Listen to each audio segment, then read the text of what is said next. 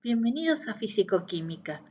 Vamos a ver ahora multicomponentes no ideales, ley de Raoult, ley de Henry. Si tenemos una sustancia que vamos a representarla con estas bolitas, estas esferitas color rosa, que está en equilibrio con su vapor. Este líquido lo vamos a llamar A. Entonces este líquido en equilibrio con su vapor a una determinada temperatura tiene una determinada presión de vapor, que es la presión de A puro. El asterisco representa que se encuentra puro.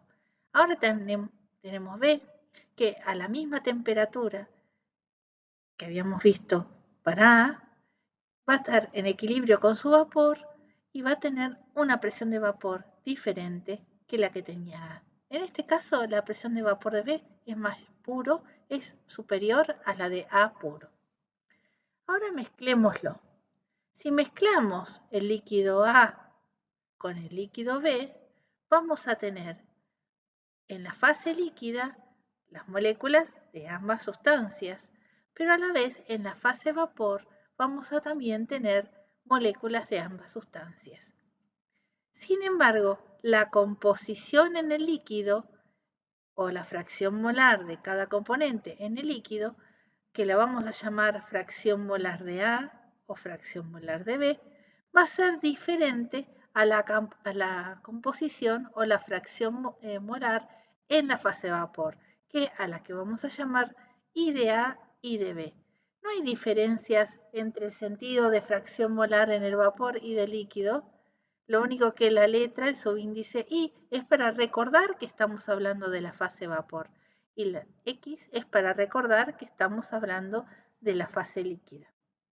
Por lo que ustedes pueden notar, esta fracción de vapor molar de A en el vapor es diferente a la fracción molar de B en el vapor. A la vez, en el vapor se cumple la llamada ley de Dalton. ¿Cuál es la ley de Dalton? Que la presión parcial de A más la presión parcial de B suman la presión total. Bueno, a la vez podemos decir que se va a cumplir también la llamada ley de Henry. ¿Cuál es la ley de Henry? La ley de Henry me vincula la presión de vapor con la presión de vapor de ese líquido en estado puro.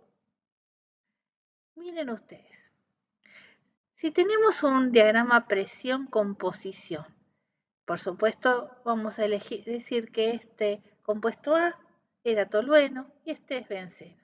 Recuerden que las mezclas de tolueno y benceno las podemos considerar disoluciones ideales.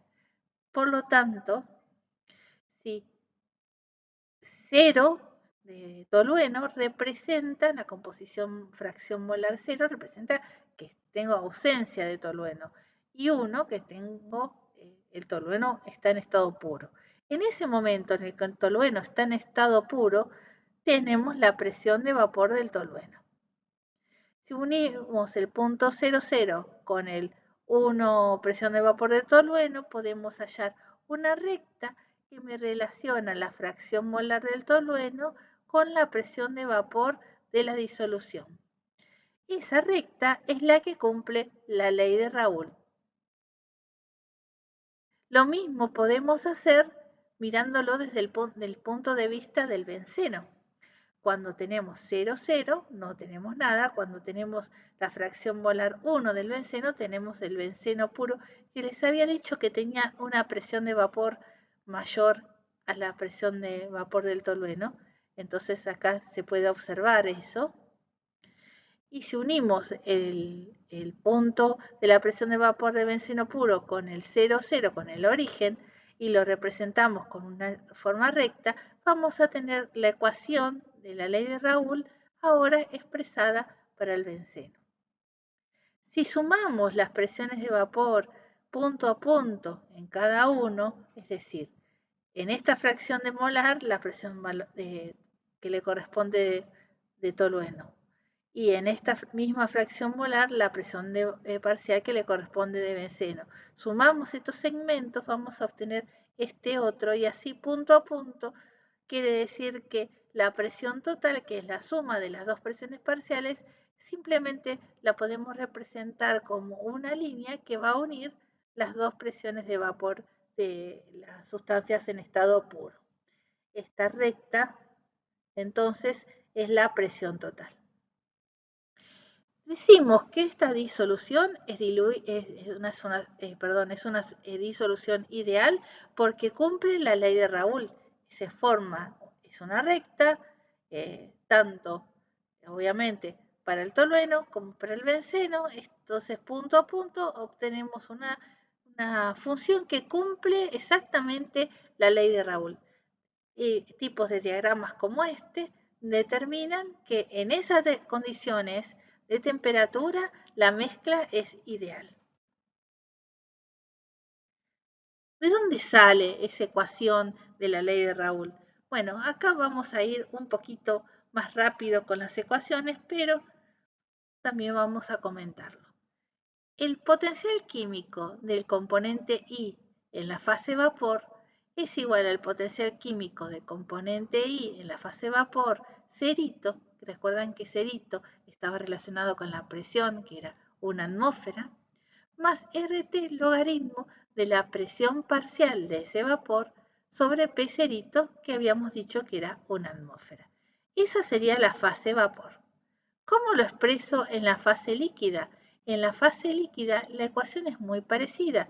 El potencial químico de I en el líquido es igual al potencial de I en el líquido puro, que depende de la temperatura y la presión, más RT logaritmo de la fracción molar en el líquido.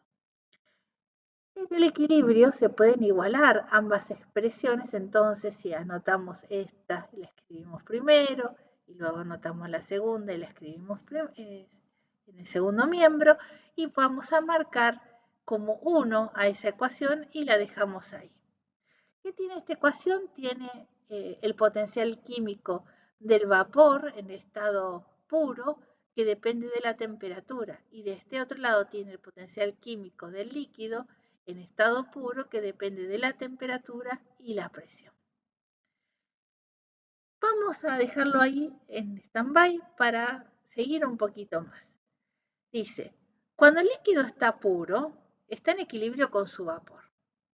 Entonces, el potencial químico del componente I, que está en el líquido, que es puro, en función de la temperatura y de la presión. Y vamos a decir que no vamos a elegir cualquier presión, vamos a elegir la correspondiente presión de vapor que tiene ese líquido. Entonces, por eso dice presión de ese líquido I en estado puro. Y eso va a ser igual al potencial químico en el vapor. El potencial químico en el vapor puro es función de la temperatura y su presión de vapor.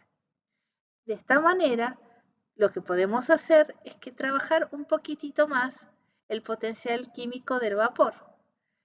Trabajándolo de esta manera, vamos a ponerlo en esta misma ecuación que la escribí acá debajo, poner potencial químico en el vapor cerito, más RT logaritmo de no cualquier presión, de la presión de ese componente puro sobre P sub 0. Ahora tengo una expresión que tiene la presión del componente puro. Y entonces lo que voy a hacer a esta ecuación, le voy a restar la primera. Y cuando lo reste, me va a quedar esta expresión es la misma que está acá. Luego le resto esta parte que tiene que ver con el vapor. Y entonces aparece todo en un paréntesis porque le he restado. Y de este lado, que venía con la parte del líquido, que sigue estando como está, le resto lo que corresponde al líquido, que es este pedacito. Lo que podemos observar que acá podemos estar sumando y restando el potencial químico del vapor en estado puro, que depende de la temperatura. Y nos queda esta expresión con este otro término que está relacionado con la presión parcial del componente puro. Luego, de este otro lado, nos queda el potencial químico del líquido puro, que depende de una temperatura y una presión, menos el potencial químico del líquido puro, que depende de la temperatura y su presión de vapor, más RT logaritmo de la fracción molar. Lo que podemos decir nosotros es que esto es prácticamente cero, no cambia mucho el potencial químico con la presión. En las propiedades de los líquidos no cambia mucho con el cambio de la presión, sí con la temperatura, pero no con la presión. Entonces, esto prácticamente lo podríamos eliminar. De esta manera, ahora juntemos RT en un solo término, las pesos ceritos se van a ir y queda presión parcial sobre presión de ese componente en estado puro y de este lado la parte correspondiente al líquido, RT logaritmos de la fracción molar. Podemos eliminar RT, los dos miembros de la ecuación, el logaritmo también, y llegamos a esta expresión que es la ley de Raoult, que dice que la presión parcial en el vapor de una mezcla sobre la presión de esa misma componente puro es igual a la fracción molar del líquido. Mejor dicho, como y más conocida, despejamos la presión parcial de un componente en el vapor es igual a la fracción molar del líquido por la presión de vapor del líquido puro a una dada temperatura. Otra de las leyes que también es interesante ver cómo interactúa con un sistema ideal es la ley de Henry. Es muy parecido a lo que habíamos hablado recién de la ley de Raoult. La única diferencia es que en vez de escribir la presión de determinada sustancia en estado puro, aparece la constante de Henry. La constante de Henry, para ser criteriosos, tiene que tener la misma dimensión que la presión. Por lo tanto, va a tener unidades de atmósferas, de bares, de torricelli. De la constante de Henry tiene que tener igual dimensión que cualquier presión. Por lo tanto, en sistemas donde son muy diluidos, es decir, que tenemos una disolución diluida ideal, tenemos un soluto que es muy diferente al solvente, tiene un entorno muy diferente el soluto, pero es tan poquito que se encuentra que podríamos sacar el soluto o agregarle y el solvente no se daría cuenta. Ese soluto podría ser un azúcar en agua o podría ser, por ejemplo, o un líquido en otro líquido, pero que tengan interacciones muy diferentes, o podría ser un gas en un líquido. Y una de las aplicaciones más interesantes que están relacionadas con la ingeniería en alimentos es la disolución de un gas en un líquido. Lo que podemos observar es que esta constante de Henry depende del gas que nosotros tenemos y también, obviamente, de la temperatura. Entonces, por ejemplo, si la constante de Henry aumenta, si este valor KDH se hace más alto, disminuye la fracción molar en el líquido, por lo tanto, disminuye la solubilidad de ese gas. Si uno se pone a pensar, entonces, en nitrógeno, en agua, tiene una constante de Henry que es muy alta, tiene baja solubilidad en agua, pero en hexano, en benceno, tiene una constante de Henry más baja y aumenta su solubilidad. Otro que nos interesa, por ejemplo, es el oxígeno. El oxígeno en el agua tiene una constante de Henry alta, pero en el benceno tiene mucho más baja. Por lo tanto, la solubilidad en el benceno es mayor que en el agua. Sin embargo, es mucho más soluble el oxígeno en el agua que el nitrógeno. Y eso es interesante porque de esta manera es posible la vida. Entonces, hay que notar que la mayor solubilidad es menor la constante de Henry de los gases no polares, en benceno, que es el solvente no polar, que en el agua, que es un solvente polar. Aquí tenemos un gráfico que está muy interesante del libro de Levin, que representa la fracción molar y la presión en una disolución de un gas en el agua. Ustedes pueden observar que la curva real, que sería la línea llena, discrepa de la curva de la ley de Henry, que la ley de Henry sería la línea punteada. Por ejemplo, para el hidrógeno con presiones bastante altas de 200 atmósferas, hay una correlación bastante buena entre la ley de Henry y la curva real de la solubilidad del hidrógeno. En cambio, la del nitrógeno tendría que tener unas presiones más bajas, 100 atmósferas, para cumplir con la ley de Henry.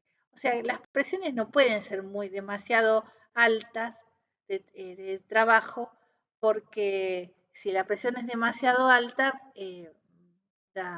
no va a cumplir esta ley de Henry. Esta aplicación en las bebidas carbonatadas es súper importante.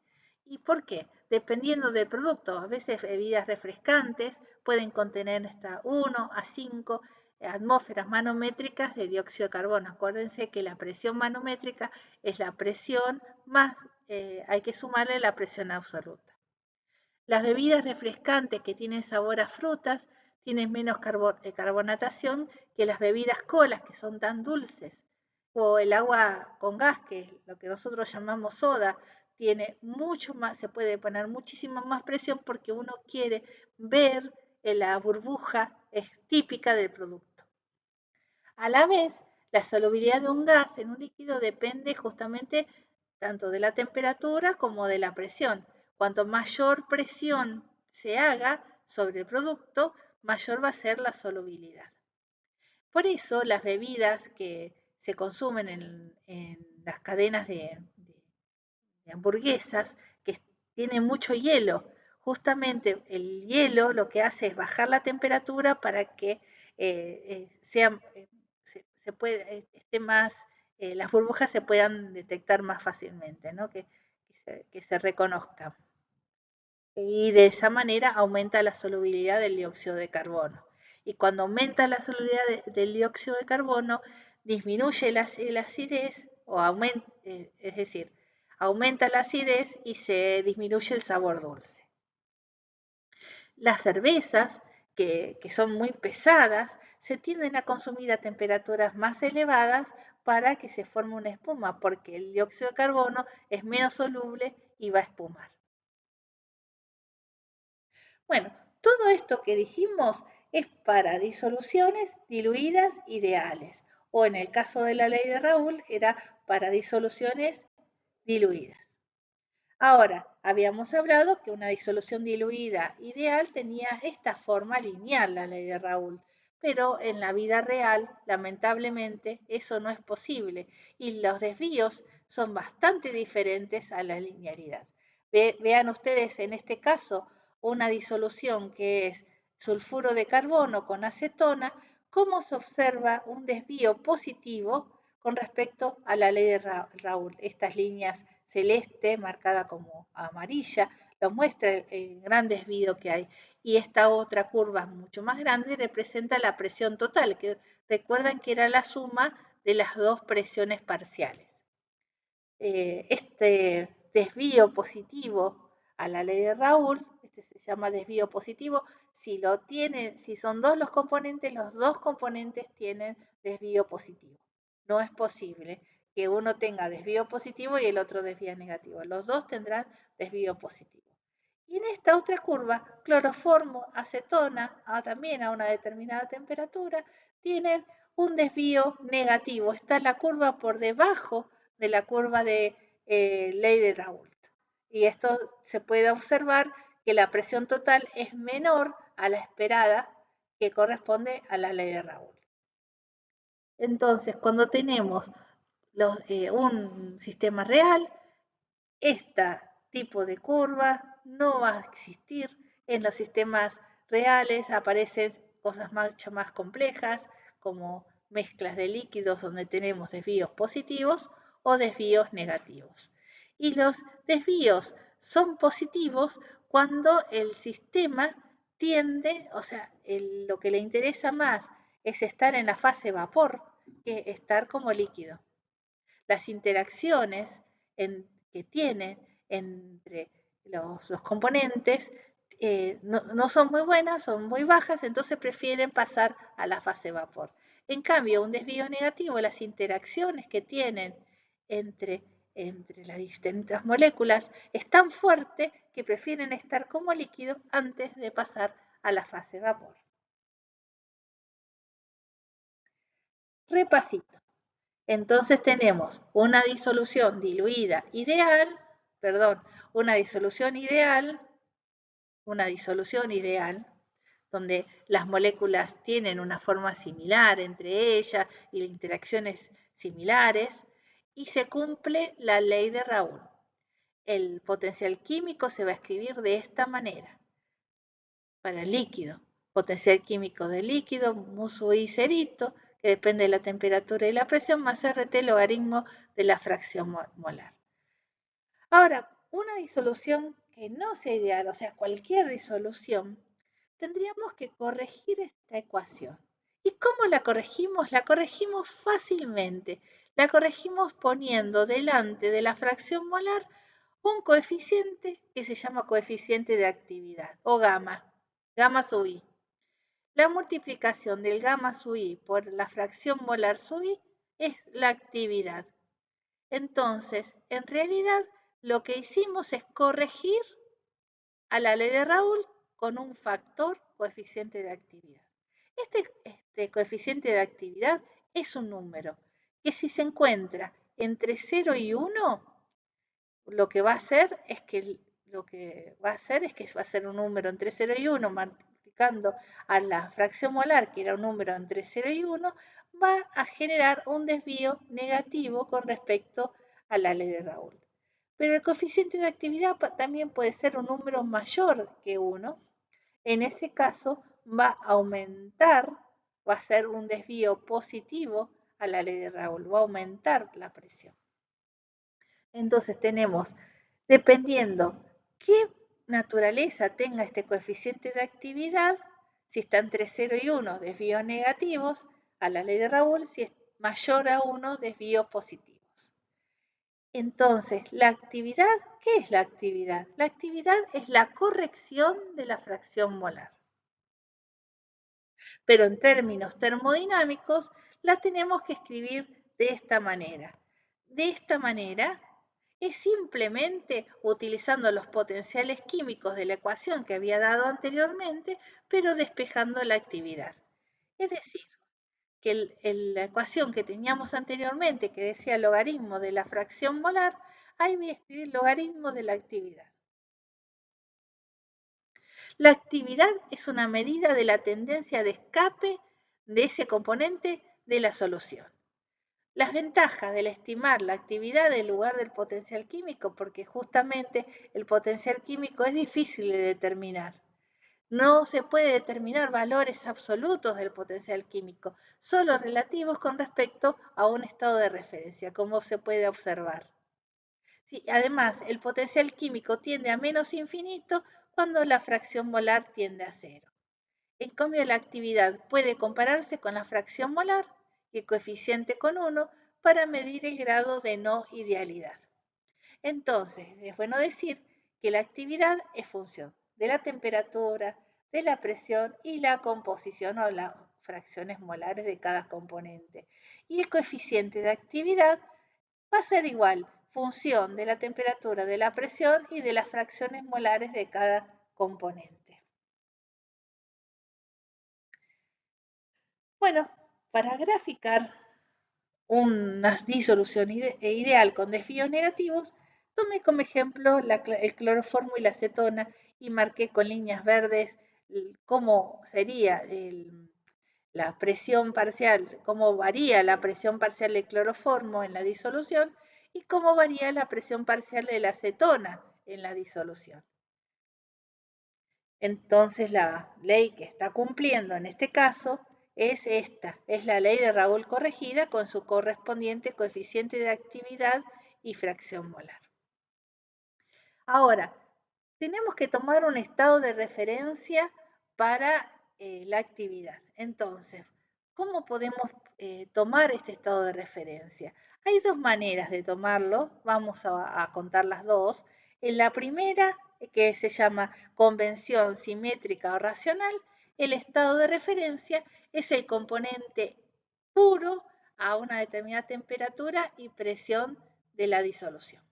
Entonces, el estado de referencia para el cloroformo es la presión de cloroformo puro. El estado de referencia para la acetona es la presión de la acetona pura. Veamos entonces cómo podemos hablar con la convención simétrica o racional. Si la fracción molar, vamos a pensar en el cloroformo, si la fracción molar de cloroformo tiende a 1, el cloroformo es el solvente. Entonces la actividad tiende a ser 1 y el coeficiente de actividad también va a ser 1. Por el otro lado, ahora pensemos en la acetona. Cuando la acetona, la fracción molar tiende a 1, se encuentra como solvente y en esa situación el coeficiente, la actividad también tiende a 1 y el coeficiente de actividad también lo hace. Entonces, como se puede aplicar tanto para el soluto como para el solvente, imaginemos que tenemos este punto en particular. Entonces, con esta fracción molar, como tengo más proporción de cloroformo y menos proporción de acetona, puedo decir que el cloroformo es el solvente y la acetona es el soluto. Y este convenio lo puedo aplicar en los dos. En la situación que el cloroformo sea el solvente y la acetona sea el soluto. Pero también puedo pararme en un punto por acá y en esta situación la acetona es el solvente y el cloroformo es el soluto. Y el convenio lo va a seguir tomando de la misma manera.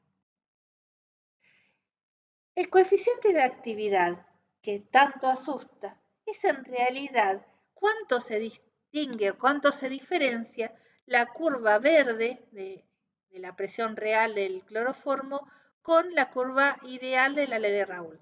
Es decir, que en este caso que tiene una panza más grande, podemos esperar que el coeficiente de actividad, el gamma, sea más grande que acá, porque acá estamos cada vez más cerquita de la curva ideal. Por lo tanto, en este caso, el coeficiente de actividad será más pequeño. Entonces, en este punto, también me pasa que el coeficiente de actividad es mucho más grande que en este otro. Entonces, miremos un punto por acá, algo por acá.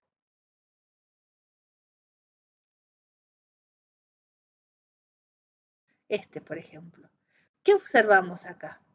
En este punto que estamos acá, el cloroformo es el solvente y la acetona es el soluto. El cloroformo tiene un coeficiente de actividad que se parece muchísimo, está muy cercano a la línea ideal de la ley de Raoult. Y en este caso, el soluto, que se encuentra en menor proporción, tiene un coeficiente de actividad más grande que el solvente. Porque se distancia mucho de la ley de Raoult. Entonces, el solvente cumple la ley de Raoult, pero el soluto está muy distanciado, no cumple tanto la ley de Henry porque hay mucha distancia o tiene un coeficiente de actividad mucho más grande que la ley de Henry. Entonces, esto lo tenemos que solucionar. La solución es una convención asimétrica o práctica, que va a tener una convención para el solvente y una convención para el soluto. En este caso, para el solvente es la misma que habíamos visto antes. Si la fracción molar del solvente tiende a 1, el coeficiente de actividad del solvente también lo hace y por supuesto la actividad tiende a 1. Y a la vez, en el soluto vamos a usar un estado hipotético. O este estado hipotético vamos a tomar los puntos secantes al momento donde se encuentran más diluidos y extrapolar en una línea. Y esta línea, ¿saben cuál es? La que les expliqué antes, la ley de Henry. Y lo mismo con la curva verde. Extrapolamos y llegamos aquí. Es un estado hipotético porque es como que los puntos más bajos llevamos hasta chocar contra el eje de las presiones. Entonces, estas líneas de puntos, que son de puntos más chicos, corresponden a la ley de Henry. Y ahora, si lo volvemos a mirar, cuando el cloroformo cumple la ley de Raoult porque es solvente, a la vez el soluto está cumpliendo un estado hipotético que es la ley de Henry.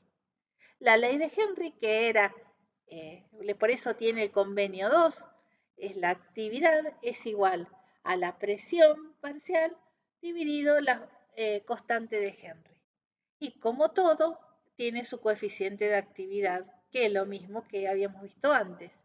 Es la corrección de la fracción molar. Es exactamente lo mismo.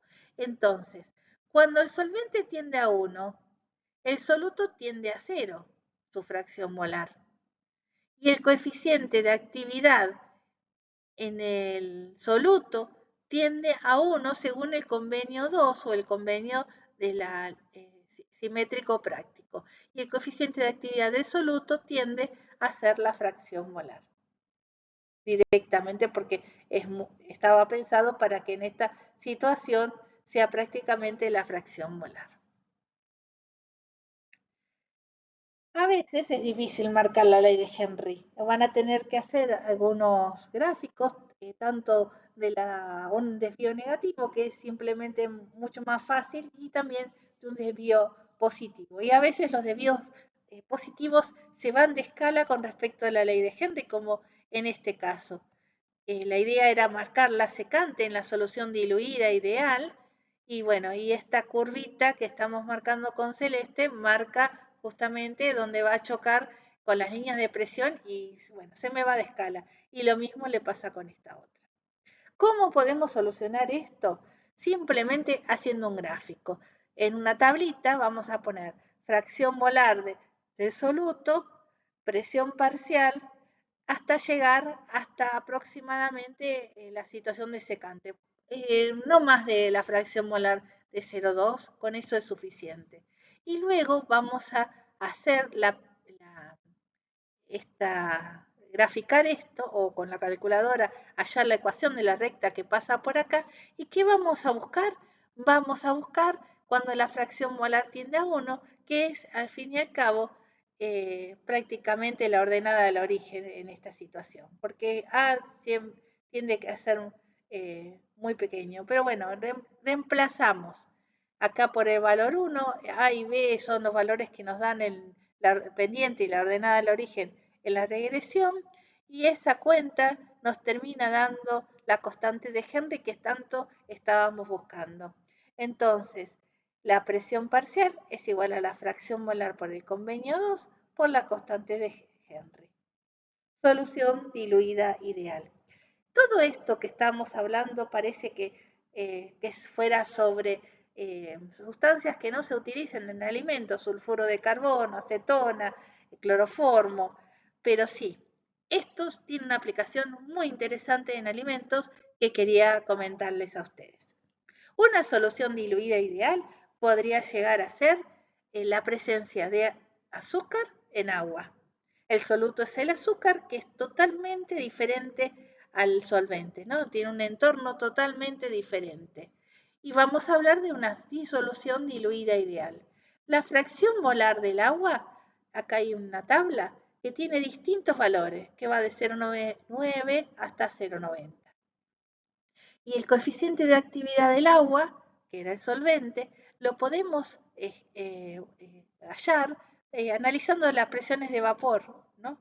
Y de esa manera están todos graficados acá. Están todos anotados. Entonces, si yo está hecho con, perdón, que dije con la ley de Henry, con la ley de Raoul están hechos, porque es el solvente el agua. Si yo multiplico entonces la fracción molar por el coeficiente de actividad, tengo la actividad. Y acá voy a tener la actividad de distintas disoluciones de agua y azúcar con diferentes fracciones molares. Entonces, por ejemplo, la actividad de fracción molar del agua 0,9 es 0,8 y 45. ¿Y para qué me sirve esto?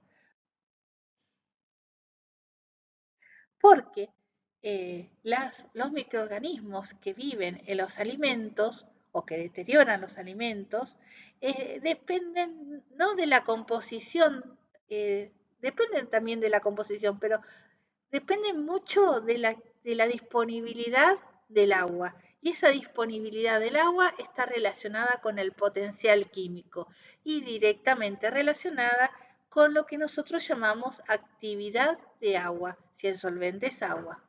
Por ejemplo, en condiciones donde la actividad del agua se encuentra entre 0,95 y 0,91, tenemos un límite inferior para el crecimiento de bacterias y en esa situación tenemos alimentos que de jamón curado, jamón crudo, queso, algunos quesos duros, jugos concentrados y también en condiciones de actividad acuosa que se encuentra entre 0,8 y 0,87, la mayoría de los mohos, bacterias como estafilococosaurios o levaduras, por ejemplo las Saccharomyces, no pueden crecer y en esa situación tenemos alimentos como leche condensada, harina, arroz. Entonces sabemos que el arroz que no esté cocido, ¿no? Sabemos que en esas situaciones, en ese rango, no crecen esos microorganismos, entonces vamos a buscar los microorganismos que sí pueden crecer en esa situación. Entonces, por ejemplo, en leche condensada no no voy a encontrar mohos, pero sí voy a encontrar bacterias halófilas o poder encontrar otras levaduras osmófilas. Por ejemplo, en el jamón crudo no van a crecer bacterias, pero sí pueden crecer los mohos. Y así puedo saber qué tipo de microorganismo puede crecer conociendo la actividad acuosa de cada alimento. Y para ir cerrando todo esto, quería comentarles esto. Miren ustedes este detallito. Acá en este gráfico, que era el que expliqué recién, estaban las fracciones molares. Y nos parece que, bueno, una disolución de 0,9 de fracción molar y no debe tener nada de sacarosa. No, justamente el peso molecular de la sacarosa es mucho más grande que el del agua y corresponde a una disolución de porcentaje de peso en peso de 67,8%, muchísimo más grande. Y en esa situación la actividad acuosa es de 0,840. Entonces estamos en esta línea amarilla y en esa disolución se van a ver inhibidos el crecimiento de la mayoría de los mohos. Ahora, si mi disolución tiene una fracción molar de 0,960, en porcentaje en peso representa un 44% aproximadamente, con una actividad acuosa de 0,950, entonces con esa disolución yo sé que no van a crecer ninguna bacteria. Dice límite inferior para el crecimiento de bacterias. Entonces no voy a buscar bacterias en esta disolución. Bueno, ahora vamos a continuar un poquito más, pero ahora con los gases que no son ideales. ¿Qué pasa con los gases que no son ideales?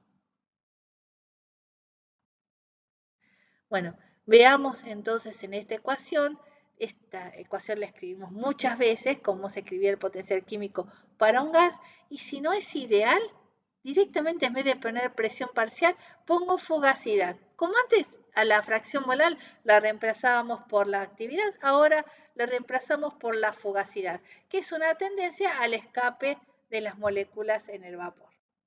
¿Y qué es la fugacidad? Simplemente la fugacidad es la presión parcial corregida con un coeficiente. ¿Qué coeficiente? Coeficiente phi, coeficiente de fugacidad. Entonces, no tenemos que hacernos grandes problemas, tenemos que solamente poner fugacidad en las ecuaciones y todo continúa de la misma manera. En este gráfico que está muy lindo aparece la presión y la energía de Gibbs y acá tenemos un gas perfecto.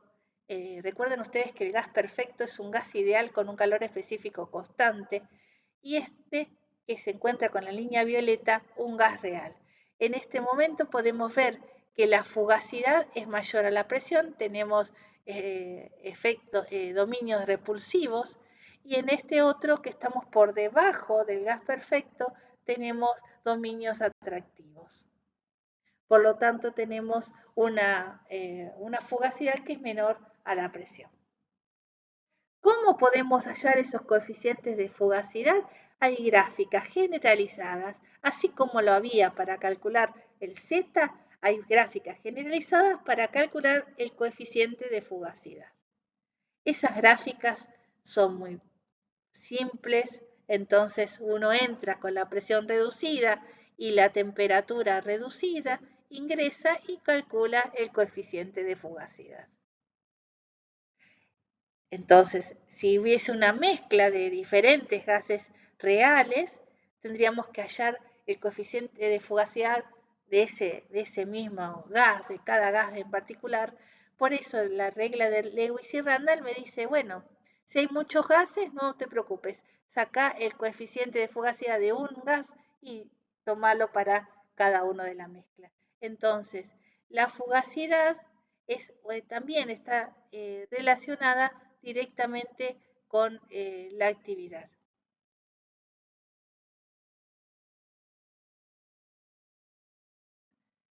Bueno, estos son los gráficos que están en la guía de trabajos prácticos. Entramos con la presión reducida, que la presión reducida dice que es pi,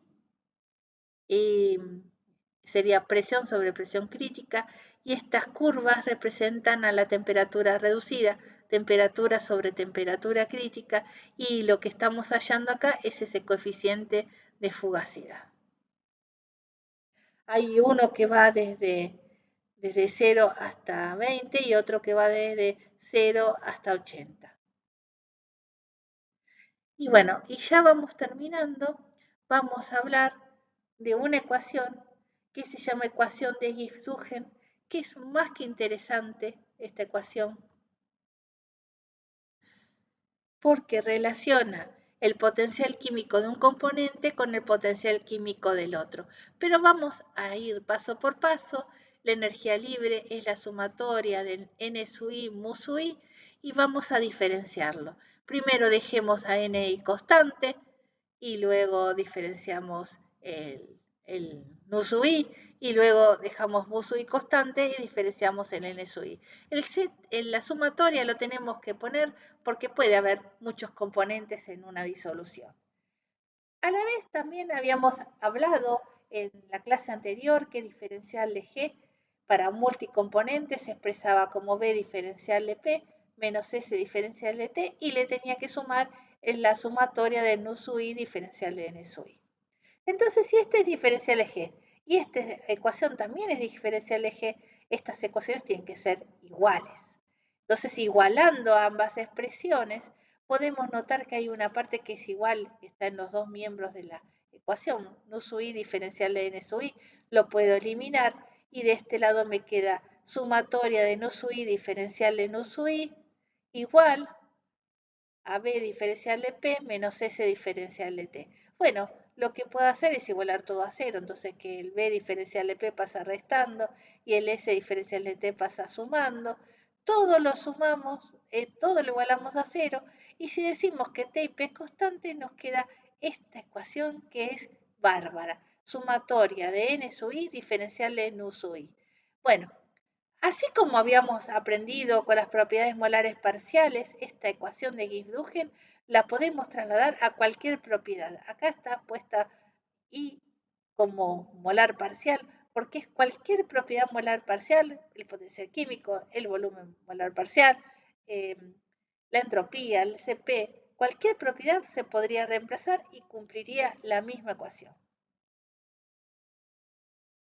Veamos el ejemplo con el volumen porque es el que se entiende mejor. Este gráfico, que está en casi todos los libros, dice fracción molar del etanol, que va desde el 0 hasta el 1, y la otra que tenemos es la fracción molar del agua. Está graficada el volumen parcial del agua y el volumen parcial del etanol. Lo que podemos observar, obviamente, cuando llega a 1, este que nos encontramos acá, que leemos cerca de 58, es el volumen molar parcial del etanol puro, que es 58 centímetros cúbicos por mol.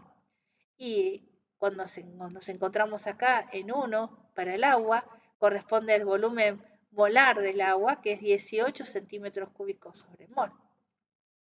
Y todos los otros son los puntos intermedios. Pueden observar que el volumen parcial del etanol hay momentos que disminuye y hay momentos que va aumentando, porque recuerdan ustedes que era la pendiente curva punto a punto del volumen total. Y lo que le pasa también al volumen molar parcial del agua. Hay momentos que aumenta y momentos que disminuye. Entonces, hay una relación. La ecuación de Gibbs-Duhem decía que hay una relación entre los volúmenes parciales, si lo aplicamos al volumen, de cada una de las especies. Bueno, veamos esto si es cierto. La sumatoria n sub i de diferencial, ahora pongo volumen molar parcial.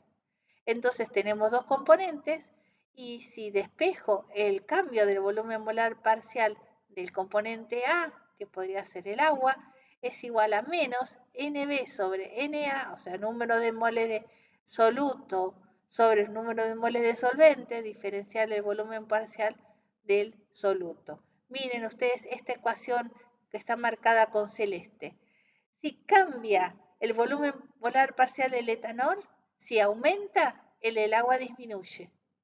Si el del etanol, acá se ve mejor, disminuye, el del agua aumenta, porque son opuestos y están íntimamente relacionados los volúmenes parciales entre sí y son opuestos entre ellos. Acá les dejo un ejemplo de cómo aplicar el volumen molar parcial y la ecuación de Gibbs-Duhem en esta ecuación. En vez de darnos el volumen total, nos dan el volumen molar parcial. Este problema es un problema del libro de Levin.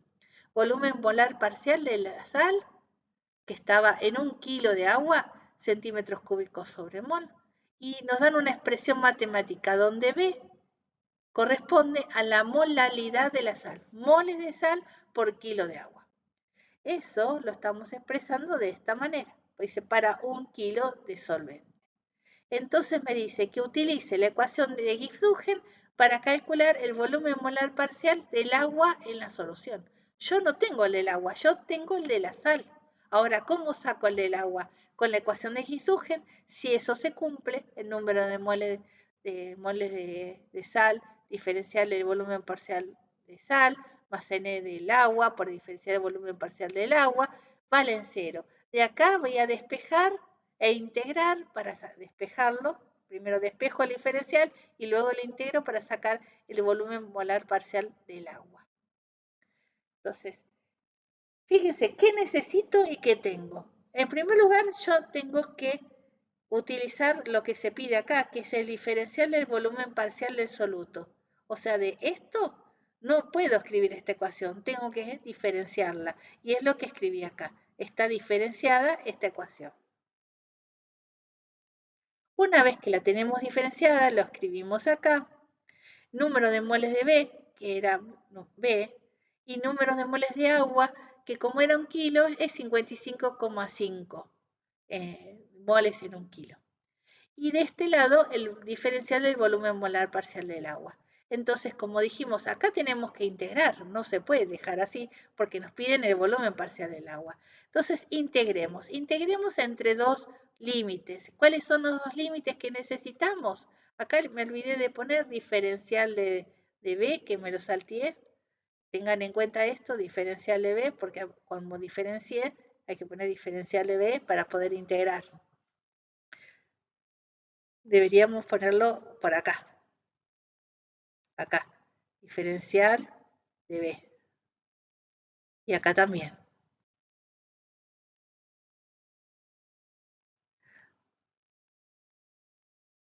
Vamos a seguir con el iluminación. Entonces, si no tengo nada de sal, B igual a 0, el agua está pura. Entonces tengo el volumen polar parcial del agua asterisco, puro.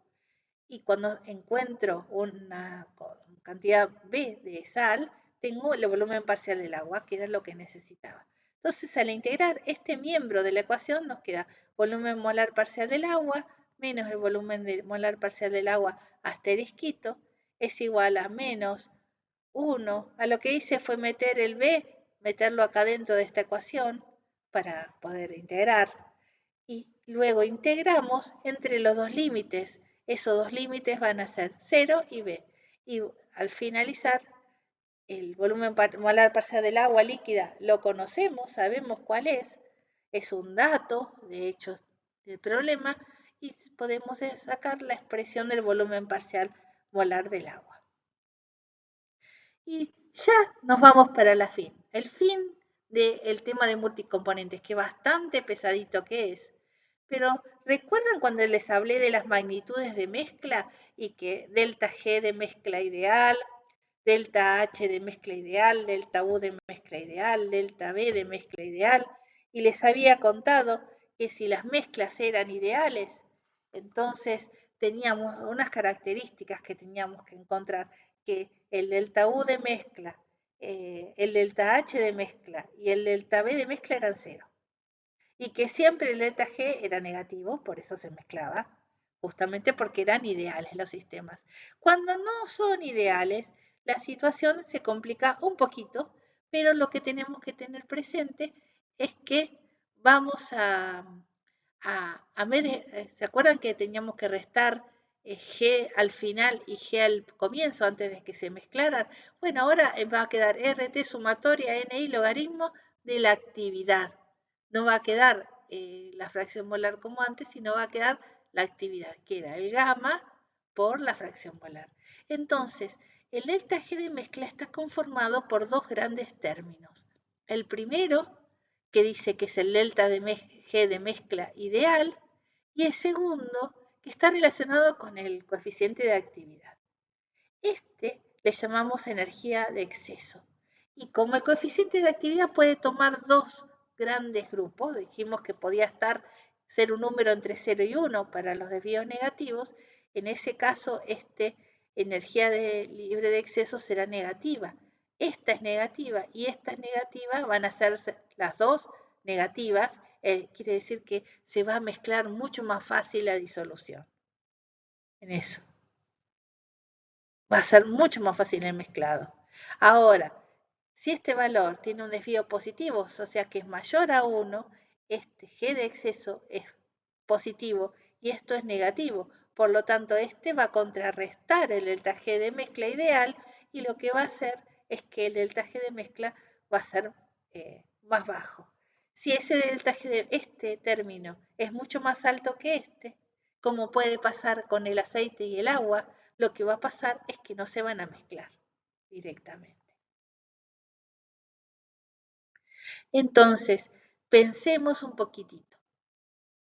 Habíamos hablado que a partir del delta G de mezcla se pueden sacar las otras propiedades. Entonces, si nosotros planteamos el delta G de delta H de mezcla, que dijimos que ideal vale 0, lo que queda, el exceso que queda, lo vamos a llamar entalpía de exceso de delta H. De mezcla real es la entalpía de exceso. El delta B de mezcla real es el volumen de exceso, porque el cambio de volumen en una mezcla ideal valía 0. Por lo tanto, tenemos la G de exceso es igual a entalpía de exceso menos T entropía de exceso, y entonces podemos despejar y sacar la entropía de exceso, o también la podemos sacar directamente de la ecuación. Delta S ideal más la entropía de exceso. Entonces puede hacer que sistemas que siempre cuando se mezclan sistemas, la entropía aumenta, pero en este caso puede ser que la entropía no aumente tanto porque esta entropía de exceso se contrarreste con esta que es positiva, y si esta sea negativa y el valor sea más bajo que el esperado. Acá tenemos una disolución de desvío negativo de cloroformo y acetona, y lo que vemos que antes era valor cero, la entalpía de exceso, ahora existe. La energía libre de exceso es un valor mucho más chico que el que teníamos antes, y también tenemos una entropía de exceso que la podemos calcular con la temperatura y se puede ver acá.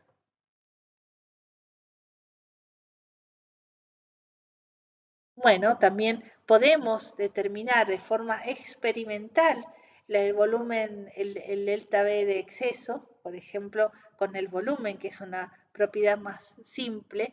En un sistema, por ejemplo, etanol con agua, podemos graficar la diferencia entre el volumen molar parcial del agua y el volumen del agua pura. En esa situación, lo que vamos a hacer es que no nos queda una parábola perfecta como nos habíamos visto antes, sino que ahora este sistema es más aleatorio. En este caso tiene una parábola que tiene una tendencia hacia la izquierda, o sea que tiene una pendiente diferente, pero podría ser que la curva no sea una parábola también en los sistemas reales. A eso quería llegar.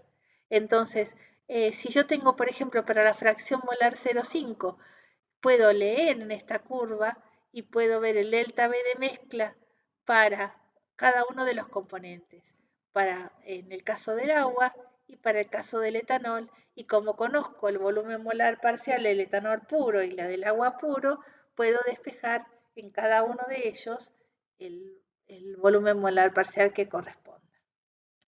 Bueno, y aquí me voy a despedir con un chiste, ¿no? Bienvenidos a Físico-Química, donde todo lo que tenés que usar y que pensaste inútil y te olvidaste de química general, inorgánica, cálculo, física y termodinámica se aplica acá. Bueno, nos vemos en la próxima clase.